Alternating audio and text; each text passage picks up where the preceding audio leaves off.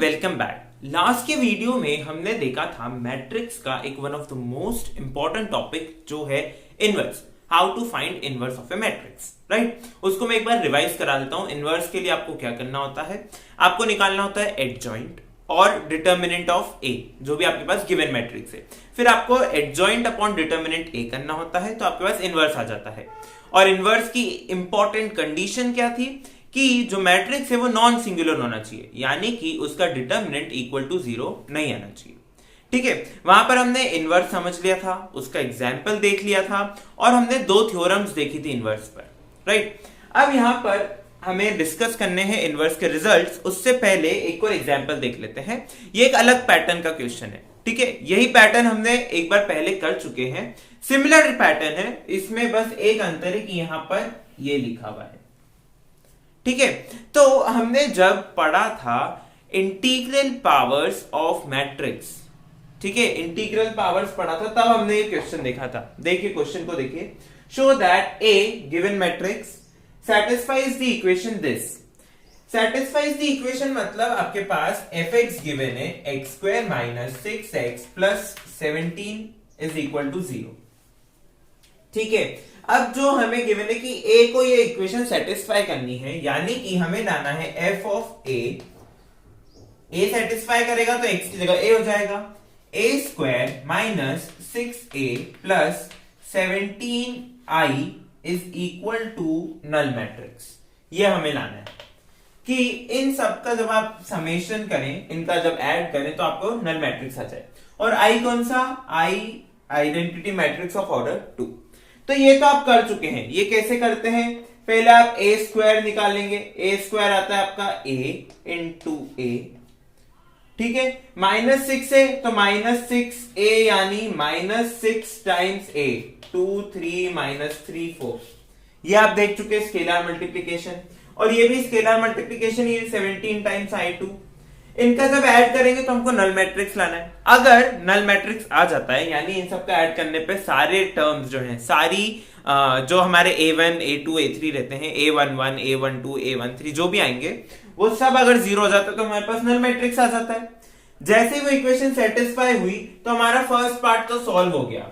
क्या कि a जो है, जो गिवन मैट्रिक्स है, वो इस इक्वेशन को सेटिस्फाई करता है, ठीक है। ये मैं यहां पर डिस्कस नहीं कर रहा हूं क्योंकि ये मैं पहले डिस्कस कर चुका हूं, बाकी नोट्स में मैंने इसका सॉल्यूशन दिया है, ठीक है। अब हम स्किप करते हैं इस पार्ट पे, हेंस फाइंड ए इनवर्स। अब इस इक्वेशन से उन्होंने बोला है हेंस फाइंड, यानी कि आपको इस इक्वेशन का यूज करके ए इनवर्स फाइंड करना है, ठीक है। तो मैं ये थोड़ा सा रब कर देता हूं ताकि हमको थोड़ी स्पेस मिल जाए। तो हमें फाइंड करना है ए इनवर्स, ये हमारा एम है, ठीक है। ये हमारा गिवन मैट्रिक्स और ये हमारी इक्वेशन। तो देखिए मेरे पास इक्वेशन गिवी है A square minus 6a plus 17i2 is equal to null matrix. मैंने क्या करा, मैंने ये 17i2 को, जब भी आपको ए इनवर्स फाइंड करना हो तो ए वाली टर्म सारी एक साइड, और उसके अलावा जो भी आइडेंटिटी मैट्रिक्स के साथ वाली टर्म है वो एक साइड। तो ये मेरा हो जाएगा A square minus 6a is equal to minus 17i2, ठीक है। ये हो गया माइनस 17i2। अब मैंने क्या करा, मैंने प्री मल्टीप्लाई किया, premultiply by A inverse. A inverse जो मुझे फाइंड करना है उससे मैंने प्री मल्टीप्लाई किया। प्री मल्टीप्लाई यानी पहले, ठीक है। तो A square minus 6a is equal to A inverse minus 17i2, ठीक है। तो देखिए A inverse into A square, तो ये तो हो जाएगा a minus 6 as it is constant है। ए इनवर्स इंटू ए, आपको पता है अगर इनवर्स एग्जिस्ट करता है तो ए इनवर्स इंटू ए, और ए इंटू ए इनवर्स क्या हो जाता है, आइडेंटिटी हो जाता है। तो ये क्या हो गया, 6 times identity is equal to identity into any matrix is the matrix itself. तो ये हो गया माइनस 17 टाइम्स ए इनवर्स। तो यहां से अगर आप ए इनवर्स, अब तो ये नॉर्मल कैलकुलेशन है, ये सब आपने करी है, माइनस 1/17 ए माइनस 6 टाइम्स आइडेंटिटी, ठीक है। अब इधर आपको क्या करना है, इधर आपको करना है कि आप a की वैल्यू रखिए, आप 6i में i की वैल्यू रखिए और देखिए आपके पास क्या आंसर आ रहा है, ठीक है। तो मेरे पास जो आंसर आता है वो आता है A inverse is equal to 1/17 negative. A की वैल्यू है मेरी 2 3 -3 4, ये सब एक ब्रैकेट में है, माइनस 6 टाइम्स आइडेंटिटी। आइडेंटिटी होता है 1 0 0 1, राइट, आइडेंटिटी मैट्रिक्स। मैंने डायरेक्ट 6 का मल्टीप्लाई कर दिया तो 6 0 0 6, तो ये कितना हो जाएगा -1/17 एज इट इज। और अभी इसमें आपको माइनस करना तो आता है, ये मैं पहले ही बता चुका हूं, एडिशन, सब्ट्रैक्शन, मल्टीप्लिकेशन।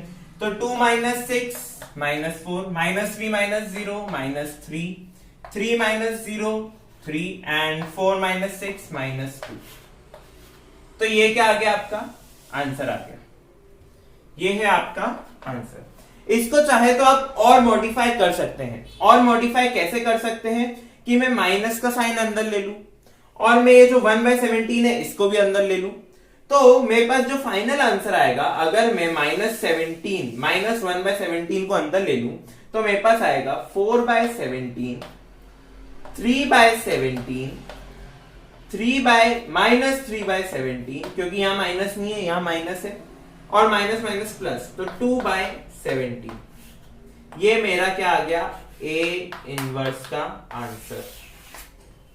ठीक है, नोट्स में आपको और क्वेश्चंस मिलेंगे, उन्हें प्रैक्टिस करें, समझें। इस क्वेश्चन को मैं एक बार वापस समझा देता हूं। आपको सेटिस्फाई जो इक्वेशन करनी है वो तो आता है, क्या करना है, ए स्क्वायर फाइंड करना है, -6 से फाइंड करना है। बात आती है ए इनवर्स फाइंड करने की, तो कुछ नहीं, गिवन इक्वेशन हम ये प्रूव कर चुके हैं कि ये जो है ये नल मैट्रिक्स के बराबर है। हमने ए वाली टर्म्स को एक साइड रखा और बाकी जो 17i2 है, यानी जितनी भी आइडेंटिटी टर्म के साथ में, आइडेंटिटी मैट्रिक्स के साथ वाली टर्म्स है, उनको एक साइड करा। फिर हमने प्री मल्टीप्लाई किया ए इनवर्स से, ए इनवर्स से प्री मल्टीप्लाई करके इसको अंदर ले गए। ठीक है, तो A inverse into A square A. ठीक है, हमने क्या पढ़ा है, हमने पढ़ा है इंटीग्रल पावर्स। ठीक है, इंटीग्रल पावर्स हमने पढ़ी है मैट्रिक्स की, उसकी हेल्प से मैंने लिखा है A inverse into A square is equal to A. फिर A inverse into A identity, किसी भी मैट्रिक्स का उसके इनवर्स से मल्टीप्लाई करते तो आइडेंटिटी, और इधर था -17i2, तो -17, और यहां आ जाएगा ए इनवर्स, क्योंकि identity into any matrix, identity के साथ किसी भी मैट्रिक्स का मल्टीप्लाई किया जाए तो हमें आइडेंटिटी मिलती है। फिर अब तो कुछ नहीं करा, आइडेंटिटी और ए की वैल्यू पुट कर दी। ठीक है, आइडेंटिटी और ए की वैल्यू पुट कर दी, उसमें 6 का मल्टीप्लाई करना था आइडेंटिटी में, वो कर दिया। फिर डिवाइड कर दिया -1/17 से। ठीक है, और ये हमारे पास क्या आ गया, ये आंसर आ गया। इसी आंसर को हम इस फॉर्म में भी लिख सकते हैं। ठीक है, आप इस फॉर्म में लिखेंगे तो ये गलत नहीं है, एकदम सही है। अब हम चलते हैं रिजल्ट्स ऑफ इनवर्स, रिजल्ट्स या प्रॉपर्टीज जो आप बोलना चाहें। अब हमें पढ़ना है रिजल्ट्स ऑफ इनवर्स। ओके, सो अब हमें देखने हैं रिजल्ट्स। वैसे तो कुछ 11 रिजल्ट्स हैं, पर ये 6 बहुत ज्यादा इंपॉर्टेंट है। ठीक है, देखिए पहला क्या है, कैंसिलेशन लॉस। अब इसमें आपको पता है right cancellation law and left cancellation law. क्या, ए बी अगर ए सी के बराबर है तो बी इज इक्वल टू सी। ये कौन सा लॉ हुआ, देखिए ए कहां से कट रहा है, लेफ्ट साइड से, तो ये हो गया लेफ्ट कैंसिलेशन लॉ, लेफ्ट। और राइट में वैसे ही बी ए अगर सी ए के बराबर है तो बी इज इक्वल टू सी, ये हो गया राइट। ठीक है, ए बी ए सी तो B is equal to C, B A C A तो B is equal to C. Right cancellation left cancellation हम पहले समझ चुके हैं, बहुत इजी है। ठीक है, रिवर्सल लॉ, रिवर्सल लॉ भी हम देख चुके हैं।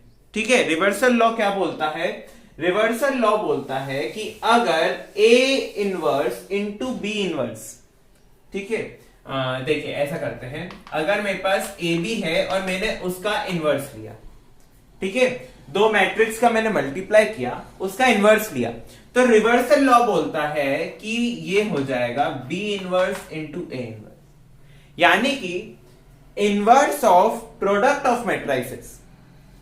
ध्यान से सुनिए, ये लैंग्वेज में भी आ सकता है, जरूरी नहीं आपको रिवर्सल लॉ हमेशा रिवर्सल लॉ से ही मिले, हो सकता है ऐसा स्टेटमेंट लिखा हो, inverse of product of matrices. देखिए inverse of product is equal to product of inverse of matrices taken in reverse order.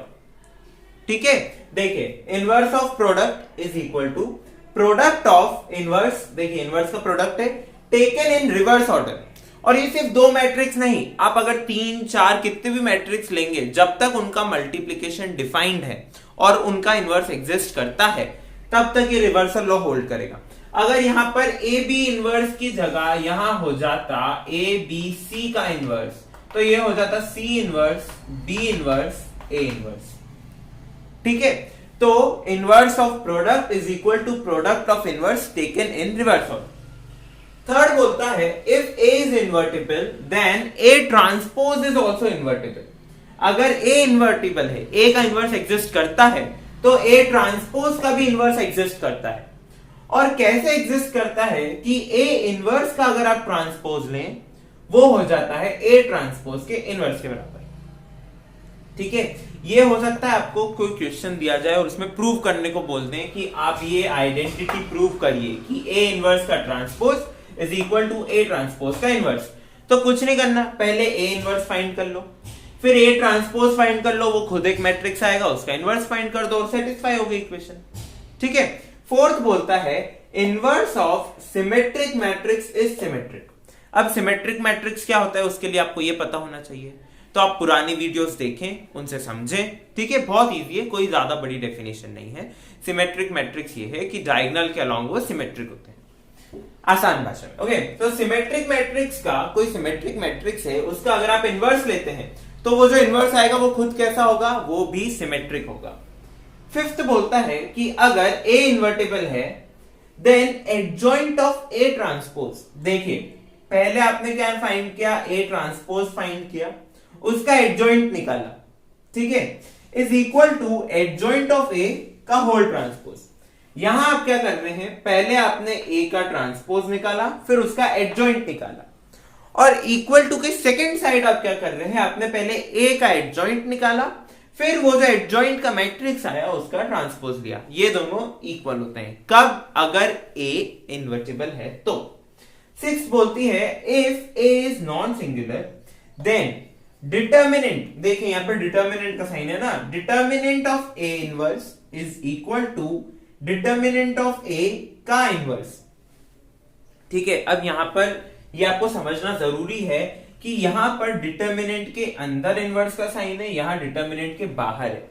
यानी ये बोलते हैं कि यहां पर पहले आपको ए इनवर्स फाइंड करना है, फिर उसका डिटर्मिनेंट निकालना है, और यहां ये बोल रहे हैं कि आपको डिटर्मिनेंट निकालना है और फिर उसका इनवर्स करना है। ठीक है, ऐसा कुछ कहना चाह रहे हैं। ये आपने डिटर्मिनेंट निकाला और ये हो गया उसका इनवर्स, और यहां पर पहले आपने इनवर्स निकाला फिर आप उसका डिटर्मिनेंट निकाले। तो और भी जो प्रॉपर्टीज हैं, टोटल 11 प्रॉपर्टीज, 11 रिजल्ट्स हैं, तो यहां पर हमने 6 डिस्कस करे हैं, 5 रिजल्ट्स और हैं, वो आपको नोट्स में मिल जाएंगे। कुछ भी डाउट आए तो आप हमसे पूछ सकते हैं। तब तक के लिए thank you for watching and keep supporting. और हाँ, अगले वीडियो में हमें डिस्कस करना है एप्लीकेशंस ऑफ डिटर्मिनेंट। ठीक है, इनवर्स का पार्ट यहीं खत्म होता है। एप्लीकेशंस ऑफ डिटर्मिनेंट ये भी इंपॉर्टेंट टॉपिक है, ये प्रूव करने में बहुत काम आते हैं। ठीक है, जब आप कोलिनियरिटी यानी आपको पता है 3 पॉइंट्स जब एक ही लाइन पे लाए करें। ठीक है, तो एप्लीकेशंस ऑफ डिटर्मिनेंट के लिए आपको पता होना चाहिए कि डिटर्मिनेंट कैसे फाइंड करते हैं, राइट। सबके लिए आपको पता होना चाहिए। तो डिटर्मिनेंट का वीडियो रिवाइज करें, उसको वापस देखें, समझें, ताकि हम अगले वीडियो को जल्दी से जल्दी समझ पाए। सो मिलते हैं अगले वीडियो में विद एप्लीकेशंस ऑफ डिटर्मिनेंट।